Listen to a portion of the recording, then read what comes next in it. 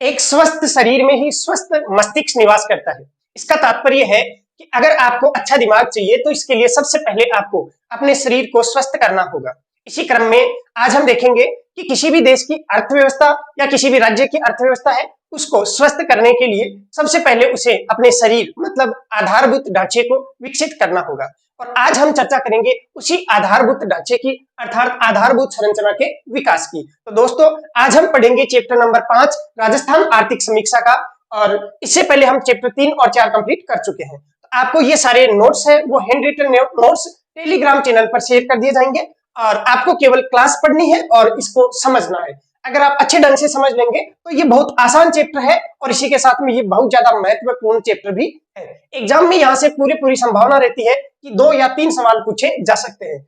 तो सबसे पहले हम देखें कि आधारभूत संरचना क्या होती है। जैसे हमारा शरीर है वैसे ही राजस्थान की आर्थिक व्यवस्था के लिए आधारभूत संरचना में मुख्य रूप से संचार, उसके बाद में परिवहन और उसके बाद में ऊर्जा, इन 3 का योगदान महत्वपूर्ण रहता है। संचार में बात करें तो पोस्ट और दूरसंचार, ऐसे ही परिवहन में बात करें तो सड़क परिवहन है और रेलवे परिवहन है, और ऐसे ही ऊर्जा क्षेत्र में बात करें तो ऊर्जा क्षेत्र में समस्त प्रकार की ऊर्जाएं जैसे विद्युत ऊर्जा है, अन्य प्रकार की जो ऊर्जाएं है उसकी अध्ययन हम करने वाले हैं। तो आधारभूत संरचना का मतलब होता है कि बुनियादी ढांचे का विकास आर्थिक सुदृढ़ता का सूचक माना जाता है। मतलब अगर आप आधारभूत संरचना या बुनियादी ढांचे का विकास कर लेंगे तो उससे आपका आर्थिक सुदृढ़ होना सुनिश्चित हो जाता है। अब देखें कि आधारभूत संरचना में कौन कौन से क्षेत्र शामिल किए जाते हैं। तो सबसे पहले परिवहन सुविधाएं जैसे विशेष रूप से सड़क और रेलवे।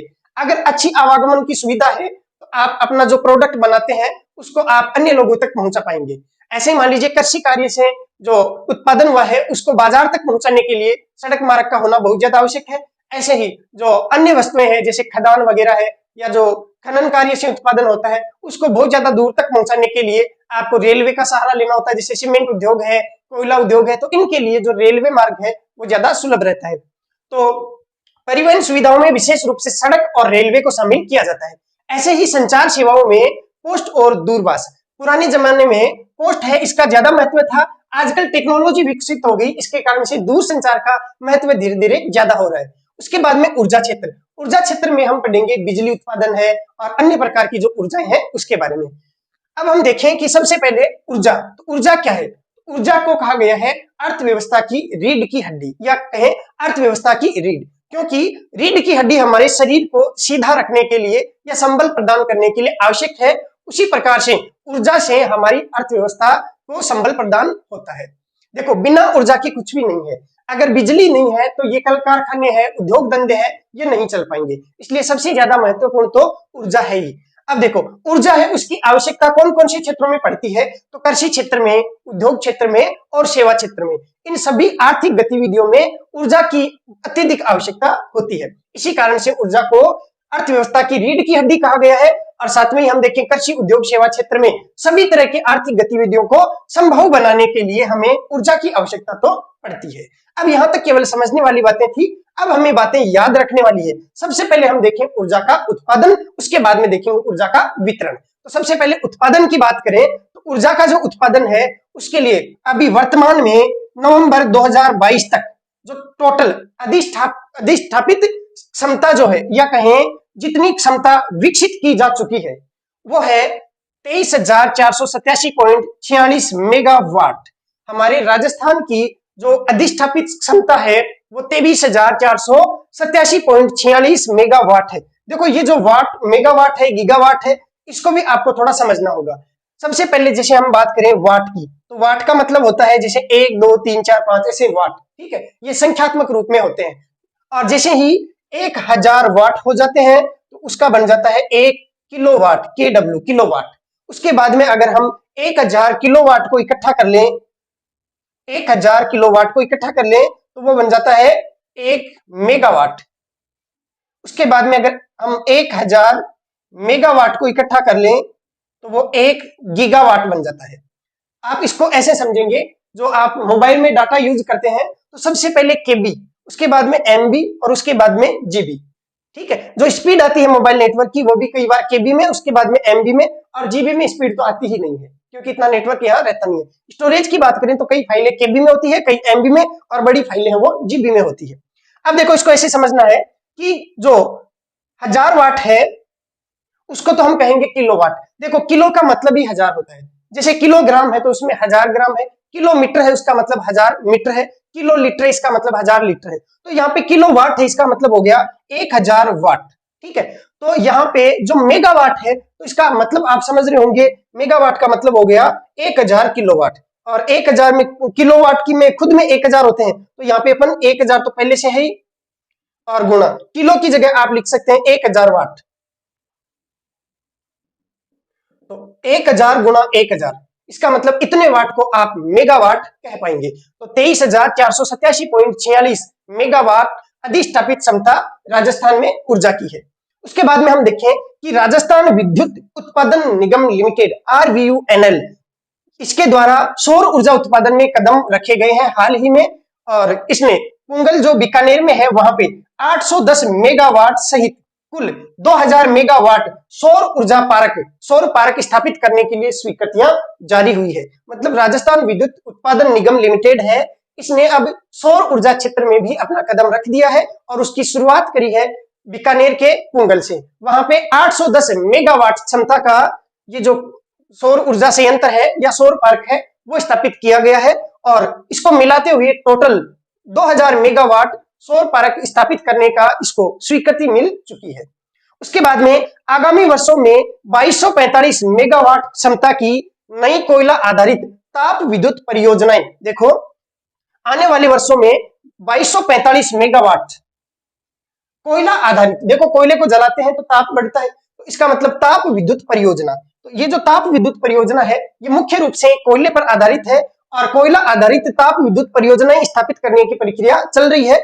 उसमें कौन कौन सी इकाइयां हैं, तो पहली इकाई तो है छाबड़ा। छाबड़ा में इकाई नंबर 7 और 8, यहाँ पे दोनों ही जगह से इकाई नंबर 7 से 660 और इकाई नंबर 8 से 660 मेगावाट, दोनों से 660 मेगावाट विद्युत उत्पादन किया जाएगा। ऐसे ही कालीसिंध इकाई नंबर 3 से 800 मेगावाट विद्युत उत्पादन किया जाएगा, और ऐसे ही गुरहा बीकानेर की इकाई नंबर 1 से 125 मेगावाट विद्युत उत्पादन किया जाएगा। अगर हम इनका जोड़ करें तो 660 और 660 हो गए 1320, और 800 जोड़ते हैं तो 2120, और 125 जोड़ते हैं तो 2245, इनका टोटल जोड़ आता है वापिस 2245।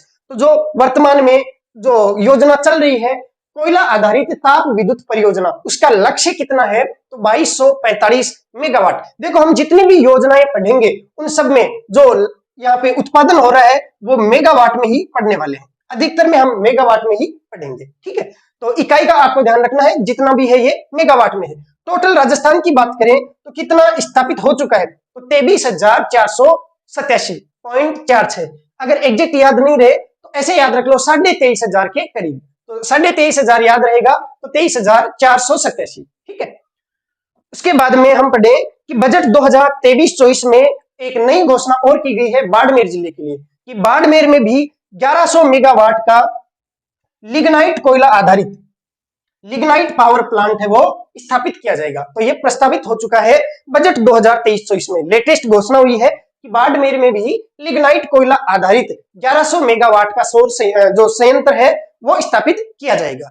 इस प्रकार से हमने देखा उत्पादन का हमारा टोटल है वो 23,487.46 अधिष्ठापित क्षमता है। और अभी हम RVUNL की बात करें तो इसने शुरुआत करी है पुंगल में, और 810 मेगावाट सौर ऊर्जा पार्क इसने स्थापित किया है, और टोटल इसका लक्ष्य है 2000 मेगावाट सौर पार्क स्थापित करने का।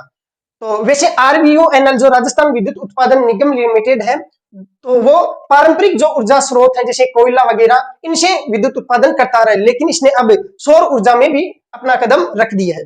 अब आगामी वर्षों में टोटल 2245 मेगावाट क्षमता कोयले द्वारा उत्पादन हमें करनी है। तो इसके लिए कौन कौन सी इकाइयां हैं, तो छाबड़ा इकाई 7 नंबर और 8 नंबर दोनों ही 660, और कालीसिंध इकाई है वो 800 मेगावाट, और गुरहा बीकानेर इकाई है वो 125 मेगावाट। इस प्रकार से टोटल जोड़ के 2245 मेगावाट क्षमता उत्पादन करना है। और बजट 2023-24 में बाड़मेर में 1100 मेगावाट लिग्नाइट पावर प्लांट प्रस्तावित हुआ है।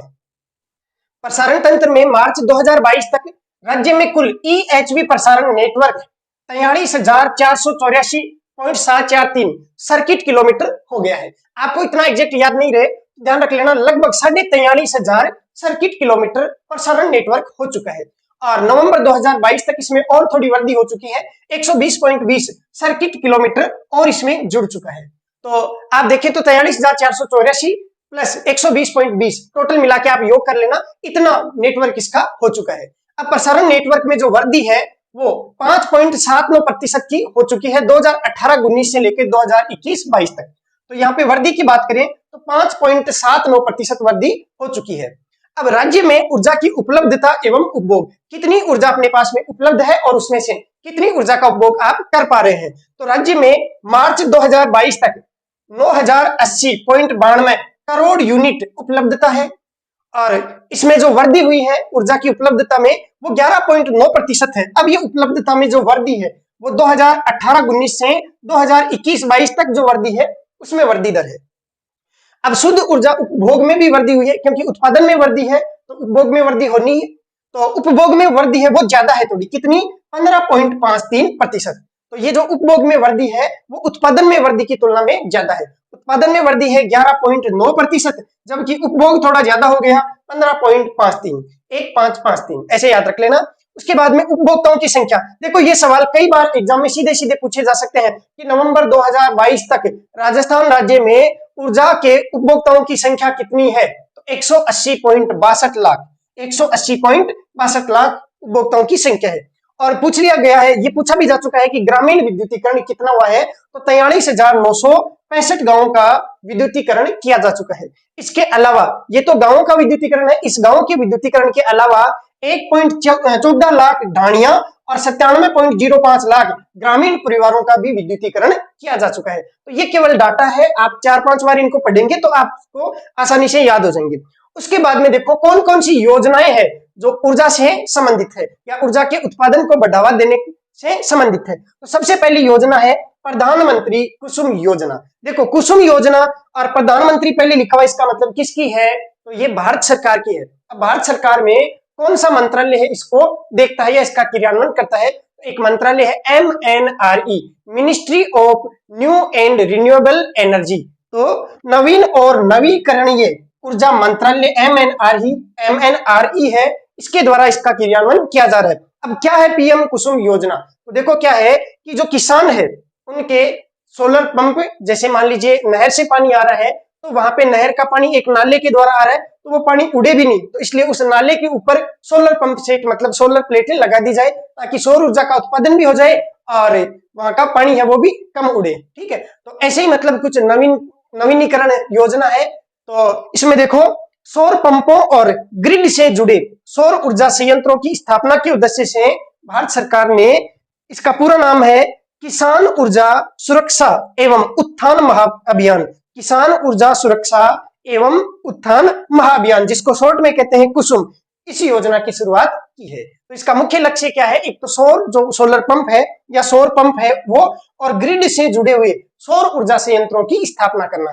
जैसे मान लीजिए आपने अपने खेत में वो सौर ऊर्जा की प्लेटें लगा ली और वहां पे आप सौर ऊर्जा का उत्पादन कर रहे हैं, तो पास में कोई ग्रिड है वहां पे आप बिजली बेच सकते हैं और आप आवश्यकता अनुसार वहां से बिजली ले सकते हैं। ठीक है, तो ये सौर ऊर्जा जो है वो एक तो सोलर पंपों से रिलेटेड, मतलब आप सौर ऊर्जा का प्लेट लगा के और खुद के खेत में पंप लगा सकते हैं या फिर आप बिजली का बेचान भी कर सकते हैं। तो इसके लिए कुसुम योजना शुरू की गई। अब ये जो कुसुम योजना है इसके 3 कंपोनेंट है या 3 घटक है, कंपोनेंट ए, कंपोनेंट बी और कंपोनेंट सी। 1 बाय 1 सबको पढ़ लेते हैं।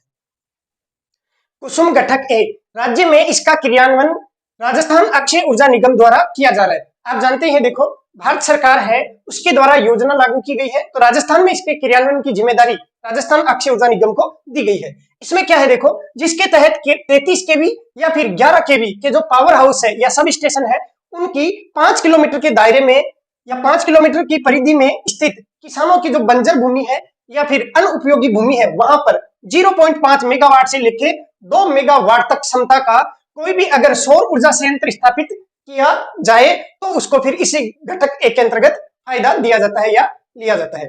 तो कुसुम घटक ए में जो टारगेट रखा गया है वो ये है कि अगर आपके आसपास में कहीं पे 11 केवी या 33 केवी का पावर हाउस है तो उसके 5 किलोमीटर के दायरे में कोई भी किसान है उसकी बंजर भूमि पर 0.5 मेगावाट से लेके 2 मेगावाट तक सौर ऊर्जा संयंत्र स्थापित किया जाए। ये इस घटक एक के अंतर्गत लिया गया। बहुत ही आसान है, इतना ही ध्यान रखना है, कितना 0.5 मेगावाट से 2 मेगावाट क्षमता का सौर ऊर्जा संयंत्र स्थापित करने का इसमें टारगेट रखा गया है। कुसुम घटक बी, अब ये जो घटक बी है इसमें ऑफ ग्रिड कृषि पंप सेट आवेदकों को सौर पंप सेट उपलब्ध कराने हेतु केंद्र सरकार द्वारा 25,000 पंप सेट स्थापित करने का लक्ष्य रखा गया है। और इस बार के इकोनॉमिक सर्वे में नहीं लिखा हुआ है, पिछली बार वाले में ये था, इसका मतलब ये अब कंप्लीट हो चुका है। आपको केवल ध्यान रखना, सौर घटक जो बी है, जो कुसुम घटक बी है, उसमें 25,000 पंप सेट लगाने का टारगेट रखा गया था बस। उसके बाद में ये इंपॉर्टेंट है कुसुम घटक सी, ये इस बार वाले इकोनॉमिक सर्वे में बढ़िया ढंग से दिया गया है। तो MNRE मतलब ministry of new and renewable energy, मतलब नवीन और नवीकरणीय ऊर्जा मंत्रालय, भारत सरकार द्वारा वर्ष 2020-21 के लिए ग्रिड से जुड़े पंप सेटों का 11 केवी फीडर स्तर पर, ध्यान रखना इसमें 11 केवी फीडर स्तर है, ठीक है, तो 11 केवी फीडर स्तर पर सौर ऊर्जीकृत करने का प्रावधान किया गया है। इस कार्य को अब फीडर स्तर पर सौर ऊर्जीकृत करने हेतु MNRE द्वारा 1 लाख पंप सेटों का कार्य स्वीकृत किया गया है। और ये जो 1 लाख पंप सेट है, इनमें जो HP की क्षमता की बात करें तो 7.5 HP तक ही इसमें प्रावधान किया गया है। तो देखो कुसुम घटक जो सी है उसमें पंप सेट स्थापित करने के लिए एक तो पहला ध्यान रखना है 11 केवी का जो सब स्टेशन है उसके आसपास में आपको पंप सेट स्थापित करना है। और कितने, 1 लाख पंप सेट स्थापित करने हैं। और उनकी क्षमता कितनी हो सकती है, 7.5 HP की क्षमता हो सकती है। टारगेट कितना है, 1 लाख पंप सेट। अब इसमें भी देखो 2 घटक है। पहला तो ये, अगर आप कोपेक्स मोड के अंतर्गत सौर ऊर्जा संयंत्र लगाते हैं तो केंद्र सरकार द्वारा लागत का 30% आपको वित्तीय सहायता दी जाती है। इसमें 2 है, एक तो कोपेक्स मोड, दूसरा है रेस्को मोड। अगर आप रेस्को मोड के अंतर्गत स्थापित करते हैं सौर ऊर्जा संयंत्र, और तो उसके लिए आपको 1.05 करोड़ प्रति मेगावाट, मतलब अगर आप 1 मेगावाट का सौर ऊर्जा संयंत्र रेस्को मोड के अंतर्गत स्थापित करते हैं तो ऐसी स्थिति में आपको 1.05 करोड़ की वित्तीय सहायता MNRE द्वारा दे दी जाएगी। देखो 2 मोड थे, कोपेक्स मोड में तो जितनी लागत आई है उसका 30% मिलेगा।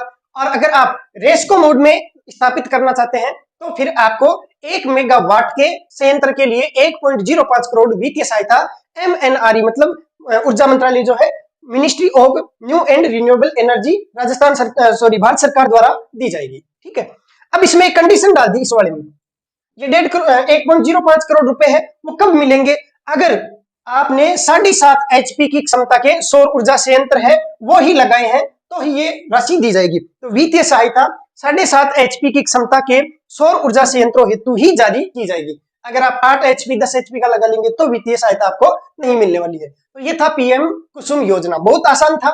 PM कुसुम योजना में हमने देखो पढ़ा है कि एक तो सौर ऊर्जा संयंत्र स्थापित करना है और इसके 3 घटक है। कौन कौन से, घटक ए, घटक बी और घटक सी। घटक ए में क्या था, तो घटक ए में 5 किलोमीटर के दायरे में आपको आधे मेगावाट से 2 मेगावाट तक के सौर ऊर्जा संयंत्र स्थापित करने हैं, ये लक्ष्य रखा गया और स्थापित किए भी जा रहे हैं। घटक बी में क्या था, तो ऑफ ग्रिड पंप सेटों के आवेदकों हेतु टोटल इसमें टारगेट कितना, 25,000 पंप सेट लगाने का, ये इस बार है नहीं। कुसुम घटक सी, इसमें आपको 7.5 HP तक का 11 केवी जो सब स्टेशन है उसके आसपास में आपको 1 लाख पंप सेट लगाने का टारगेट दिया गया है। इसमें 2 मोड है, अगर कोपेक्स मोड के अंतर्गत आप सौर ऊर्जा संयंत्र लगाते हैं तो 30% वित्तीय सहायता, और अगर आप रेस्को मोड के अंतर्गत सौर ऊर्जा संयंत्र स्थापित करते हैं तो आपको प्रति मेगावाट संयंत्र के हिसाब से 1.05 करोड़ राशि वित्तीय सहायता मिलेगी। लेकिन इसमें 7.5 HP क्षमता का अगर आपने सौर ऊर्जा संयंत्र स्थापित किया है तो ही वित्तीय सहायता मिल पाएगी। इसके बाद में पढ़ते हैं इससे अगली योजना। अगली योजना है सौर कृषि आजीविका योजना। तो सौर कृषि आजीविका योजना में कंपोनेंट सी मतलब फीडर स्तर सौर्यकरण, ये सौंदर्यकरण नहीं है, ध्यान रखना, सौर्यकरण है मतलब सौर ऊर्जा की स्थापना करना। तो फीडर स्तर सौर्यकरण के तहत सौर ऊर्जा संयंत्र की स्थापना के लिए किसानों या फिर भूमि मालिकों और डेवलपर्स मतलब जो सौर ऊर्जा संयंत्र से विद्युत का डेवलप करेंगे या विद्युत का उत्पादन करेंगे, तो भूमि मालिकों और डेवलपर्स के सहयोग और आवश्यक भूमि की व्यवस्था करने के लिए एक साझा मंच की सुविधा हेतु एक राजस्थान डिस्कॉम ने पोर्टल बनाया है, ऑनलाइन पोर्टल, और उस पोर्टल का नाम आपको ध्यान रखना एग्जाम में पूछा जा सकता है, sky Rajasthan, SKAY Rajasthan, SKAY rajasthan.org.in ये विकसित किया गया है। ये किसके लिए? ताकि उनको भूमि से संबंधित जरूरतों को पूरी करने के लिए एक साझा मंच मिल सके। तो ये पोर्टल के माध्यम से आपस में बातचीत कर पाएंगे और इनके बीच में एग्रीमेंट हो जाएगा और सौर ऊर्जा संयंत्र स्थापित हो जाएगा। और इस योजना का नाम क्या है? तो सौर कृषि आजीविका योजना। ठीक है। उसके बाद में है मुख्यमंत्री किसान मित्र ऊर्जा योजना। ये बहुत ही अच्छी योजना है और इस बार बजट में नई घोषणा भी की गई है, अभी बताते हैं। देखो, मुख्यमंत्री किसान मित्र ऊर्जा योजना का शुभारंभ 17 जुलाई 2021 से हुआ था। 17 जुलाई 2021 से शुरुआत हुई और योजना का लाभ मई 2021 से मिलना शुरू हो गया। मतलब जुलाई में घोषणा हुई, उससे पहले 5वें महीने से ही, पिछले 2 महीने बैक से ही इसको लागू कर दिया गया। तो मई 2021 से इसको शुरू कर दिया गया। अब इसको वर्तमान में राजस्थान की फ्लैगशिप योजनाओं में शामिल कर लिया गया है और ऊर्जा विभाग द्वारा इसका संचालन किया जा रहा है। अब इसमें क्या है? तो इसमें सामान्य श्रेणी के ग्रामीण कृषि उपभोक्ताओं को प्रति माह 1000 रुपए का अनुदान दिया जाता है और ऐसे टोटल मिला के 12 महीने में अधिकतम 12,000 रुपए की राशि का अनुदान दिया जा सकता है। मतलब बिजली बिल में छूट प्रदान की जाएगी। अब इस बार बजट घोषणा 2023-24 में आपने देखा ही होगा कि किसानों को 2000 यूनिट प्रति माह फ्री बिजली मिलेगी। और ये कब से मिलेगी? तो ये इस बार घोषणा की है, तो जल्दी इसको लागू भी कर दिया जाएगा। मुख्यमंत्री घरेलू अनुदान योजना। अब अगली है मुख्यमंत्री घरेलू अनुदान। इसमें क्या हुआ कि जो घरेलू उपभोक्ता है या जो घरेलू कनेक्शन है, उनको पहले शुरुआत में पिछले बजट में 50 यूनिट प्रति माह फ्री बिजली दी जा रही थी, उसको बढ़ाकर 100 यूनिट प्रति माह मुफ्त बिजली दी जाने की घोषणा की गई है और इस योजना का नाम दिया जाएगा मुख्यमंत्री निःशुल्क बिजली योजना। तो आगामी वर्ष इसका मतलब 1 अप्रैल 2023 से ये योजना लागू हो जाएगी और 100 यूनिट प्रति माह मुफ्त बिजली मिलने वाली है। उसके बाद में है प्रशासन गांवों के या शहरों के संग अभियान। तो ये अभियान की शुरुआत 2 अक्टूबर 2021 से हुई थी और ये इसी समय हर साल आयोजन इनका होता है।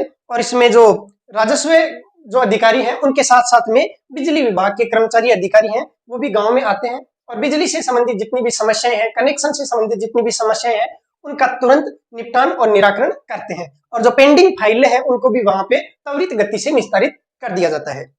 इसके बाद में देखते हैं अगली योजना या अक्षय ऊर्जा निगम। अब देखते हैं, देखो अक्षय ऊर्जा क्या है।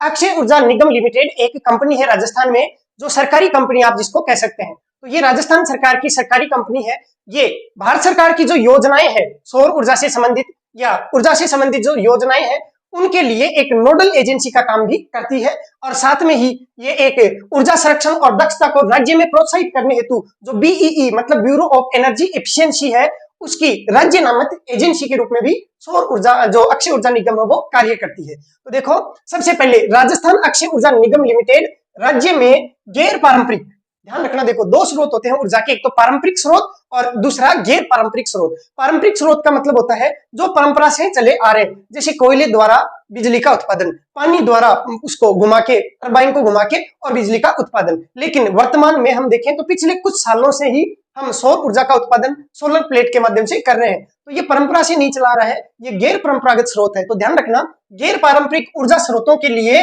अक्षय ऊर्जा निगम लिमिटेड को बनाया गया है। तो वापस पढ़ के बताता हूँ, राजस्थान अक्षय ऊर्जा निगम लिमिटेड राज्य में गैर पारंपरिक ऊर्जा स्रोतों से ऊर्जा उत्पादन करने हेतु एमएनआरई की नोडल एजेंसी है। एमएनआरई का मतलब हो गया ऊर्जा मंत्रालय, भारत सरकार की नोडल एजेंसी है राजस्थान में। ठीक है, तो भाई जो केंद्र सरकार है वो हर राज्य में अलग अलग एजेंसियों को जिम्मेदारी दे देती है। तो राजस्थान में इसकी जिम्मेदारी है वो अक्षय ऊर्जा निगम लिमिटेड को दी गई है। तो केंद्र सरकार की ये एक नोडल एजेंसी है राजस्थान की। ठीक है, उसके बाद में दूसरा, ऊर्जा संरक्षण एवं दक्षता को राज्य में प्रोत्साहित करने हेतु bureau of energy efficiency BEE की राज्य नामित एजेंसी है। आपको पूछ लिया जाए कि एमएनआरई मतलब जो ministry of new and renewable energy, MNRE की नोडल एजेंसी कौन है, तो आप कहेंगे अक्षय ऊर्जा निगम है। दूसरा आपको कहे कि बीईई मतलब ब्यूरो ऑफ एनर्जी एफिशिएंसी, इसकी राज्य नामित एजेंसी कौन है, तो आप कहेंगे अक्षय ऊर्जा निगम। इसकी तो नोडल एजेंसी एमएनआरई की तो, और बीईई की राज्य नामित एजेंसी है। ध्यान रखना विशेष। ठीक है, इकोनॉमिक सर्वे में बढ़िया ढंग से लिखा हुआ है, कोई भी कंफ्यूज इसमें नहीं होना चाहिए। नोडल एजेंसी कौन है, तो भी अक्षय ऊर्जा निगम, और राज्य नामित एजेंसी कौन है, तो भी अक्षय ऊर्जा निगम। नोडल एजेंसी किसकी है, तो एमएनआरई की, और राज्य नामित एजेंसी किसकी है, तो ये बीईई की। ठीक है, उसके बाद में अक्षय ऊर्जा निगम द्वारा किन किन चीजों का क्रियान्वयन किया जा रहा है। तो सबसे पहले बात करें सौर ऊर्जा उत्पादन की, तो राज्य में सौर दिवस कितने हैं, तो 325। भाई 365 दिनों में से 325 दिन तो यहाँ पे जबरदस्त धूप पड़ती है, और धूप गिरने के कारण से ही यहाँ पे सौर ऊर्जा की विपुल संभावनाएं पाई जाती है। साथ में ही जो हमादा क्षेत्र है, जो आप जानते हैं वहां पे शुष्क मरुस्थल है, तो वहां पे परिस्थिति ऐसी है कि सूर्य की किरणें सीधी गिरती है और वहां पे बढ़िया टेम्परेचर बन जाता है, सौर ऊर्जा उत्पादन के लिए फेवरेबल कंडीशन यहाँ पे प्राप्त हो जाती है। उसके बाद में देखो सौर विकिरण की जो तीव्रता है यहाँ पे कितनी है, तो वो 6 से लेकर 7 किलोवाट घंटे प्रति वर्ग मीटर प्रतिदिन। मतलब इसका अर्थ ये हुआ कि एक दिन में 1 वर्ग मीटर आप जगह ले लें। 1 वर्ग मीटर का मतलब हो गया 1 मीटर तो लंबी और 1 मीटर चौड़ी, इतनी जगह ले लें तो इस पे कितनी विकिरण आपतित होती है या कितनी विकिरणें गिरती है, तो 6 से 7 किलोवाट घंटे। किलोवाट घंटे आप जानते हैं यूनिट को कहते हैं ना, इसको यूनिट को कहते हैं ना, तो किलोवाट घंटा है ये यूनिट की इकाई है, या इतने यूनिट बिजली, तो किलोवाट घंटा मतलब 6 से 7 यूनिट प्रति वर्ग मीटर प्रतिदिन। सीधी सीधी भाषा में कहें तो आप यहाँ से 6 से लेके और 7 यूनिट बिजली का उत्पादन कर सकते हैं। अगर आपकी सोलर प्लेट 1 मीटर लंबी है, 1 मीटर चौड़ी है, तो पूरे दिन में अगर आप इसको धूप में रख देंगे तो 6 से लेके और 7 यूनिट बिजली का उत्पादन किया जा सकता है। इसको आप इतना ध्यान रख लेना, ठीक है, अब याद हो जाएगा। 6 से लेकर 7 यूनिट, यूनिट को कहते हैं किलोवाट घंटा, और प्रति वर्ग मीटर इसका मतलब 1 वर्ग मीटर की प्लेट होनी चाहिए, और प्रतिदिन मतलब पूरे दिन में उसको धूप में रखते हैं, तो इतनी विकिरण की तीव्रता है कि आप 6 से लेकर 7 यूनिट तक उत्पादन कर सकते हैं। उसके बाद में MNRE के अनुसार राजस्थान में 142 गीगावाट क्षमता है सौर ऊर्जा की। देखो ये मेगावाट नहीं है, मेगावाट का भी 1000 गुणा कर दें तो होता है गीगावाट। तो यहाँ पे 142 गीगावाट, या ऐसे कहें 142 गुणा 1000 मेगावाट, इतनी आप सौर ऊर्जा की उत्पादन की क्षमता है। लेकिन क्षमता तो बहुत है, लेकिन अभी स्थापित कितनी है, तो स्थापित है मात्र 13,531 मेगावाट, ठीक है। और ये दिसंबर 2022 तक के आंकड़े हैं, और रूफटॉप संयंत्रों के अलावा है, भाई जो छत पे लोगों ने छोटी छोटी प्लेटें लगा रखी है उसको शामिल नहीं किया गया है, उसके अलावा है ये वाला 13,531 मेगावाट। इसके बाद में हम पढ़ते हैं सौर ऊर्जा पार्क या सौर पार्क, ठीक है। अब हम देखते हैं सोलर पार्क। तो ये जो सोलर पार्क है वर्तमान में अक्षय ऊर्जा निगम द्वारा, या कहें राजस्थान में सौर ऊर्जा के लिए 5 सोलर पार्क है, उनका डेवलपमेंट किया जा रहा है। तो ये जो सोलर पार्क है एग्जाम की दृष्टि से बहुत ज्यादा इंपॉर्टेंट है। कई बार यहाँ से ये जो सारणी मैंने आपको बना के दी है, इसमें से कई बार सवाल पूछे भी जा चुके हैं, और संभावना है आगे भी सवाल पूछे जाएंगे। तो राजस्थान में सबसे पहला जो सोलर पार्क है वो भड़ला जोधपुर में है। ये राजस्थान का पहला है, और ये विश्व का सबसे बड़ा सोलर पार्क इसको घोषित किया गया है। अब आप सोचते होंगे कि 2245 मेगावाट क्षमता और विश्व का सबसे बड़ा कैसे? आपको पता है 1 मेगावाट क्षमता अगर आपको उत्पादन करना है तो उसके लिए भी कई दूर में आपको सोलर प्लेटें लगानी पड़ेगी। तो यहाँ पे बहुत बड़ा मतलब कई गांवों तक विस्तारित है ये, और आपको देखने पे प्लेटें ही प्लेटें नजर आएगी, ठीक है। तो इतना बड़ा ये विश्व का सबसे बड़ा सोलर पार्क है, जहाँ पे 2245 मेगावाट क्षमता के संयंत्र स्थापित किए जा चुके हैं। अब ये जो 2245 मेगावाट है इसको भी 4 चरणों में स्थापित किया गया। पहला जो चरण है वो 65 मेगावाट का, और किसके द्वारा? तो RSPDC। देखो RSPDC की फुल फॉर्म है Rajasthan solar power development company, और ये अक्षय ऊर्जा निगम की ही कंपनी है, मतलब उसी की सहयोगी कंपनी है, या कहें अक्षय ऊर्जा निगम की ही ब्रांच है। RSPDC मतलब सरकारी है ये, तो ये सरकारी कंपनी के द्वारा 65 मेगावाट क्षमता का संयंत्र स्थापित किया गया। और दूसरे फेज में 680, ये आपको रटने हैं नहीं। पहले पेज में 65 किसके द्वारा? आप ऐसे याद रख ले, या तो अक्षय ऊर्जा या फिर RSPDC मतलब Rajasthan solar power development company, जो अक्षय ऊर्जा की ही ब्रांच है। उसके बाद में सेकंड फेज में 680 मेगावाट, ये भी RSPDC के द्वारा ही। तीसरे फेज में 1000 मेगावाट, पहले में 65, दूसरे में 680। देखो दोनों में 6 है, 6-5, उसके बाद में 680, उसके बाद में 1000 मेगावाट है ये सौर्य ऊर्जा।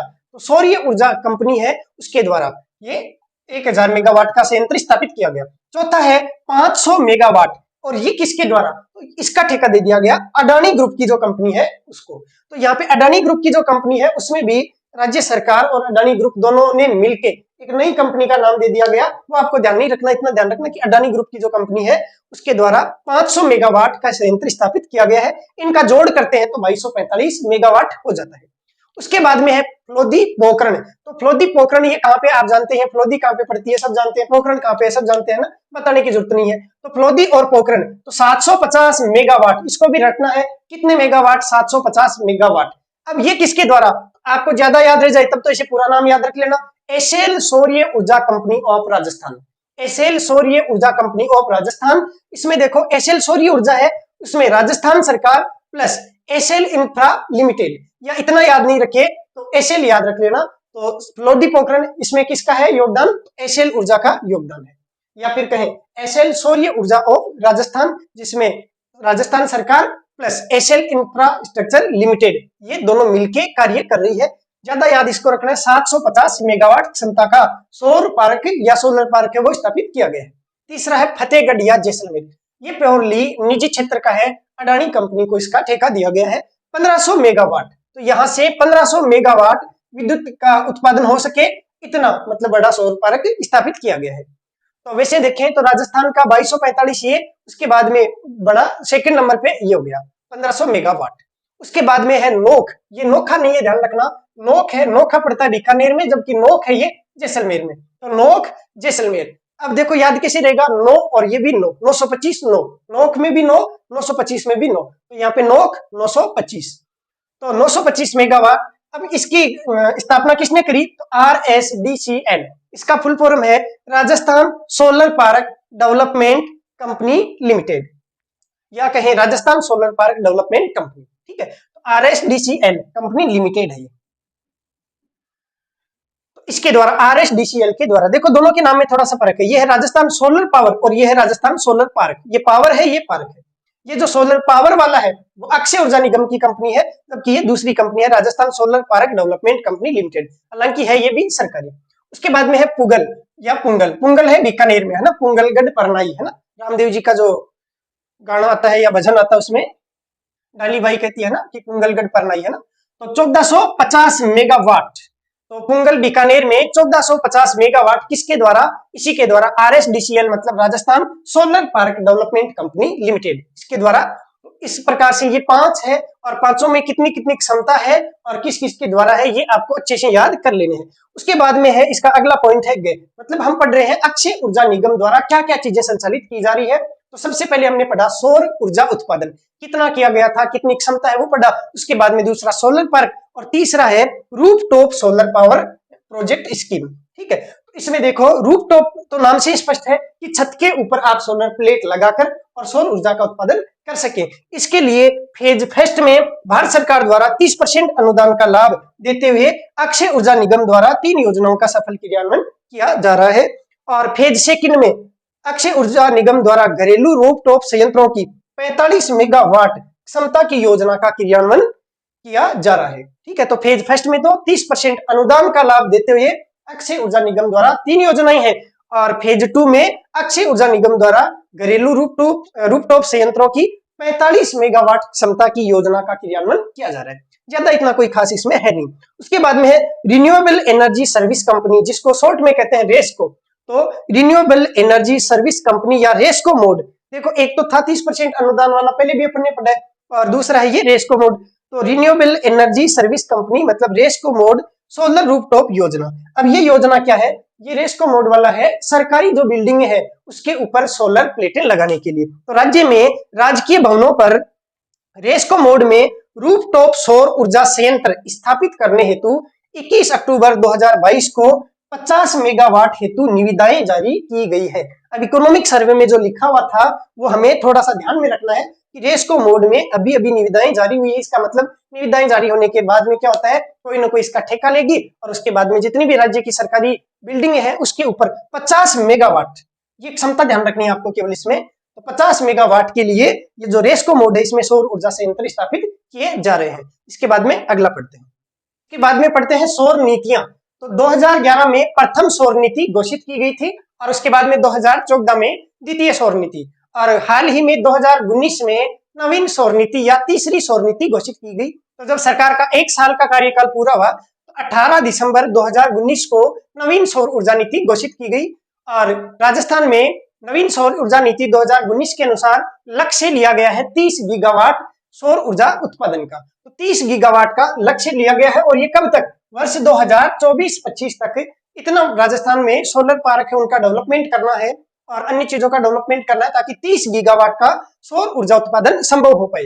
अब 30 गीगावाट है, इसमें भी अलग अलग 4 हिस्सों को लक्ष्य दिया गया है। सोलर पार्क को 24 गीगावाट का लक्ष्य दिया गया है और डिस्ट्रीब्यूटेड जो यूनिट है, जो राजस्थान विद्युत प्रसारण निगम लिमिटेड, उत्पादन निगम लिमिटेड आदि, उनको 4 गीगावाट का लक्ष्य दिया गया है। ऐसे ही सोलर रूफटॉप के माध्यम से 1 गीगावाट और सोलर पंपों के माध्यम से 1 गीगावाट। तो देखो, रूफटॉप के माध्यम से 1 गीगावाट, सोलर पंपों के माध्यम से 1 गीगावाट और जो डिस्ट्रीब्यूटेड यूनिट है उनको 4 गीगावाट और सोलर पार्क को सर्वाधिक 24 गीगावाट का लक्ष्य दिया गया है। इस प्रकार से टोटल जोड़ के हम 30 गीगावाट का उत्पादन 2024-25 तक कर पाए, ये लक्ष्य लिया गया है नवीन सौर ऊर्जा नीति 2019 में। उसके बाद में अगला बिंदु है घ पवन ऊर्जा। पवन ऊर्जा है, इसके लिए भी 18 दिसंबर 2019 को ही ऊर्जा विभाग के द्वारा राजस्थान पवन एवं हाइब्रिड ऊर्जा नीति जारी की गई है। तो यहाँ पे सौर ऊर्जा नीति भी और पवन ऊर्जा नीति है वो भी दोनों एक ही तारीख को 18 दिसंबर 2019 को जारी की गई।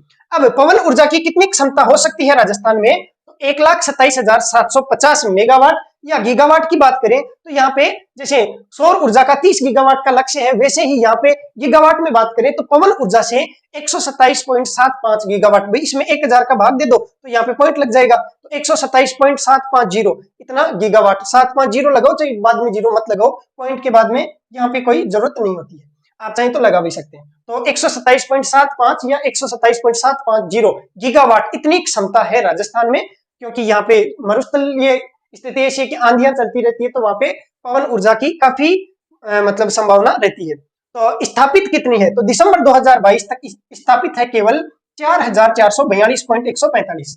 देखो 4442.145 मेगावाट इतने पवन ऊर्जा के संयंत्र पहले से स्थापित है, plus 1690 megawatt wind solar hybrid संयंत्र। देखो पवन ऊर्जा के 4442.145 या 4442 याद रखो, plus 1690 megawatt wind solar hybrid संयंत्र ये भी स्थापित हो चुके हैं।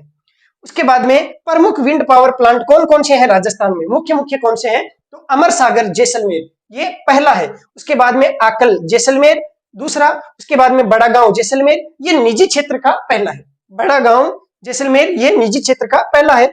सोडा बंदन जैसलमेर ये भी जैसलमेर में है। उसके बाद में फलोदी पार्क ये भी जोधपुर में है, फलोदी का ध्यान रखना जोधपुर में है। देवगढ़ ये कहाँ पे है, प्रतापगढ़ में। तो सबसे ज्यादा कहाँ पे है, जैसलमेर में है। इसी कारण से जैसलमेर को क्या कहते हैं, पवन चक्कियों का शहर, ठीक है। तो इसी कारण से पवन चक्कियों का शहर जैसलमेर को कहा जाता है, क्योंकि यहाँ पे खूब सारे प्लांट लगे हुए हैं।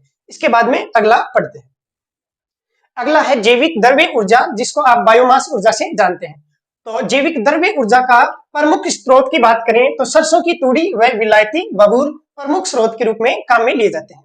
अब कितनी क्षमता स्थापित है, तो दिसंबर 2022 तक 120.45 मेगावाट क्षमता के 13 संयंत्र स्थापित किए गए थे, और जिनमें से 28 मेगावाट के 2 संयंत्र 2012 से ही बंद पड़े हैं, ठीक है। 120.45 मेगावाट के 13 संयंत्र हैं, लेकिन उनमें से भी 28 मेगावाट के 2 संयंत्र तो बंद ही पड़े हैं। तो नए संयंत्र बनाने के लिए 119.40 मेगावाट क्षमता के 10 संयंत्रों का कार्य प्रगति पर वर्तमान में है। तो यह है भाई जैविक द्रव्य ऊर्जा, बायोमास ऊर्जा। इसमें मुख्य रूप से याद रखने के लिए जो क्षमता है वो आपको याद रखनी है, बाकी कुछ भी इसमें खास है नहीं। इसके लिए नीति कब जारी की गई थी, तो 2010 में नीति जारी की गई। उसके बाद में कोई भी नई नीति बायोमास ऊर्जा के लिए जारी नहीं की गई। उसके बाद में अगला है ऊर्जा संरक्षण कार्यक्रम। तो ऊर्जा संरक्षण कार्यक्रम है, इसके लिए देखो एक तो ऊर्जा संरक्षण दिवस घोषित किया गया 2009 से। ऊर्जा संरक्षण दिवस मनाया जा रहा है कब, तो 14 दिसंबर को। तो प्रत्येक वर्ष 14 दिसंबर को ऊर्जा संरक्षण दिवस के रूप में मनाया जा रहा है। और ये कौन मनाता है, तो अक्षय ऊर्जा निगम के द्वारा ऊर्जा संरक्षण दिवस मनाया जा रहा है।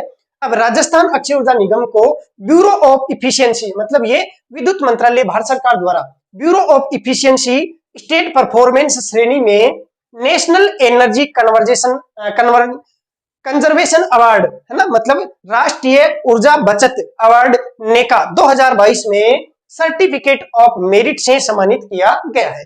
ध्यान रखना ये अवार्ड बहुत ज्यादा इंपॉर्टेंट है, सवाल यहां से पूछने की पूरी संभावना है कि हाल ही में राजस्थान अक्षय ऊर्जा निगम को कौन सा अवार्ड मिला है। तो ध्यान रखना है ब्यूरो ऑफ इफिशियंसी, मतलब ये भारत सरकार के द्वारा स्टेट परफॉर्मेंस श्रेणी में, मतलब राज्यों ने कितनी परफॉर्मेंस की है उस श्रेणी में राजस्थान को नेशनल एनर्जी कंजर्वेशन अवार्ड, मतलब ऊर्जा बचत के रूप में अवार्ड 2022 में ये सर्टिफिकेट मिला है। तो अवार्ड कौन सा मिला है, तो सर्टिफिकेट मिला है। किस अवार्ड के अंतर्गत, तो नेका अवार्ड के अंतर्गत सर्टिफिकेट ऑफ मेरिट से सम्मानित किया गया है। इसका मतलब अक्षय ऊर्जा निगम है वो मेरिट में आ चुका है। ठीक है, तो अक्षय ऊर्जा निगम को मेरिट में स्थान प्राप्त हुआ है, सर्टिफिकेट ऑफ मेरिट से सम्मानित 2022 में किया जा चुका है। तो उम्मीद करता हूं ये क्लास आपके अच्छे से समझ में आई होगी। आगे का हम पढ़ेंगे अगली क्लास में। धन्यवाद।